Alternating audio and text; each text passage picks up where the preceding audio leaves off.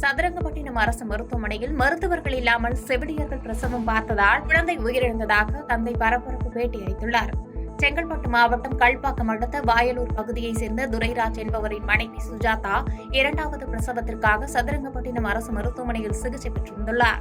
தொடர்ந்து பிரசவத்தின் போது சுஜாதாவிற்கு அதிக மூச்சு திணறல் ஏற்பட்டதை தொடர்ந்து செங்கல்பட்டு அரசு மருத்துவமனைக்கு ஆம்புலன்ஸ் மூலம் அனுப்பி வைத்தனர்.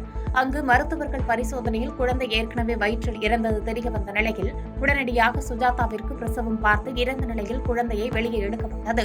இந்நிலையில் சதுரங்கப்பட்டினம் அரசு மருத்துவமனையில் மருத்துவர்கள் இல்லாமல் செவிலியர்களை பிரசவம் பார்த்ததாலும் 10 ஆண்டுகளுக்கு பிறகு பிறந்த குழந்தை இறந்ததால் ஆத்திரமடைந்த பெற்றோர் மற்றும் உறவினர்கள் சதுரங்கப்பட்டினம் அரசு மருத்துவமனையை இழுத்து மூடி முற்றுகையிட்டு போராட்டத்தில் ஈடுபட்டதால் பரபரப்பு நிலவியது.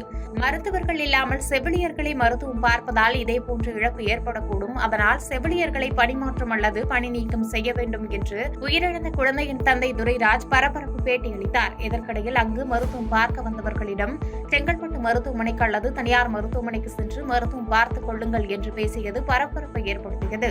9ஆம் தேதி ஞாயிற்றுக்கிழமை வலி வந்துச்சுன்னு வந்தேன்னா அவங்க என்ன பண்ண அட்மிட் பண்ணாங்கன்னா பண்ணிட்டு டாக்டர் யாருமே இல்லை, 2 நர்ஸு, ஒரு ஆயாம்மா, ஒரு அட்டெண்டர் தான் இருந்தாங்க.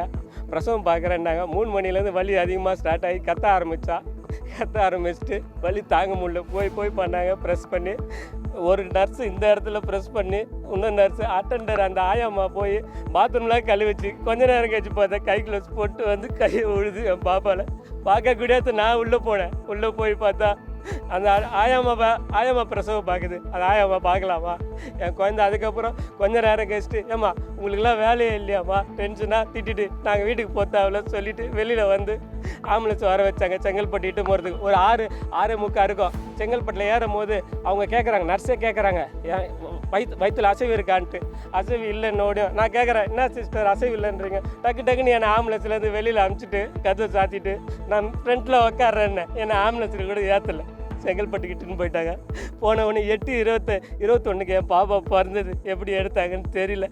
என்ன குழந்தை பிறந்ததுன்னு சொல்லலை.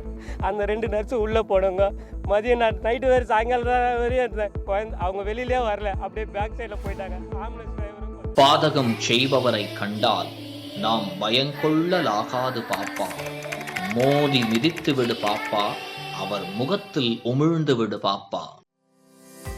அண்மை செய்திகளை உடனுக்குடன் தெரிந்து கொள்ள இணைந்திருங்கள் இயம்நாடு தொலைக்காட்சியுடன்.